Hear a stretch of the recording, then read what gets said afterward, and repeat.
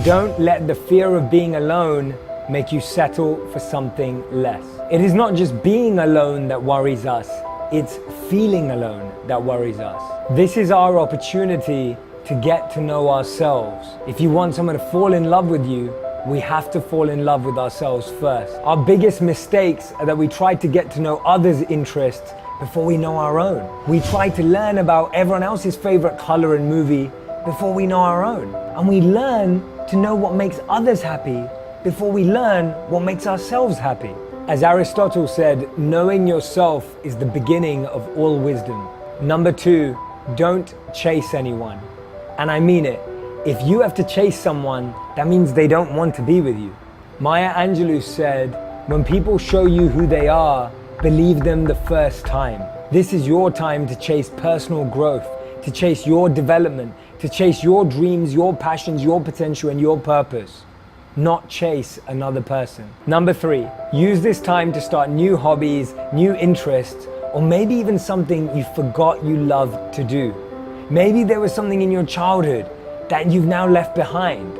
Maybe there's something that you used to turn to that you've forgotten about. Recreate that, relive that, bring that back into your life with this extra time that you now have. Number 4, our happiness is so closely linked to how much we are progressing, how much we're learning, and how much we're achieving.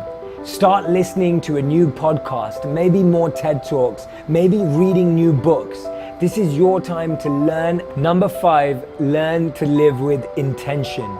Start crafting your life so that anyone you spend time with, anything you spend time doing is done with a deeper intention. Understanding why you're doing it and what purpose it brings into your life. Number 6, learn to talk to yourself. Remember, the most important meeting of the day is with yourself. The most important call is with yourself.